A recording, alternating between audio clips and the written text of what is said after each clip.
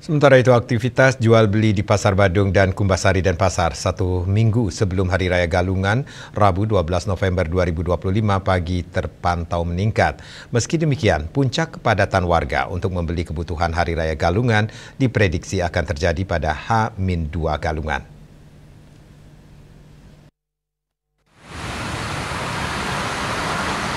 Menjelang Hari Raya Besar Keagamaan, salah satunya Hari Raya Galungan, pasar tradisional akan selalu ramai diserbu warga untuk mencari berbagai kebutuhan. Salah satunya terpantau di Pasar Badung dan Pasar Kumbasari Denpasar. Sejak pagi hari, puluhan bahkan ratusan warga silih berganti datang ke pasar tradisional Pasar Badung untuk membeli berbagai macam kebutuhan.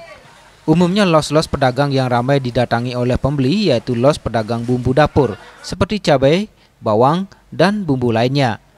Tak hanya itu, los penjualan daging seperti daging ayam dan daging babi juga mulai ramai, termasuk los-los pedagang buah ataupun jajanan untuk perlengkapan Hari Raya Galungan.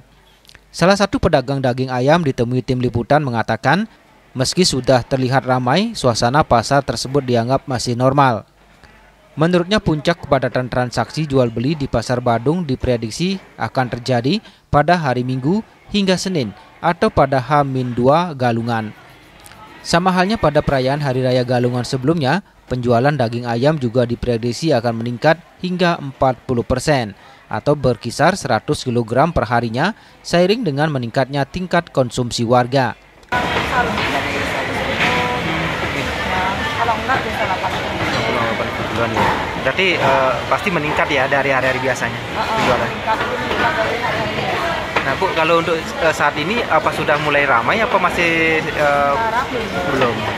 Biasanya? Biasanya 2 hari sebelum Hari Raya. Oh, 2 hari sebelum Hari Raya. Sementara itu menjelang Hari Raya Sugihan Jawa dan Bali, pedagang kebutuhan membuat Banten juga diserbu warga. Salah satunya terpantau di kawasan Pasar Tumpah, Jalan Gunung Kawi Denpasar, tepatnya di belakang Pasar Kumbasari. Ari Wiratmaja, Bali TV.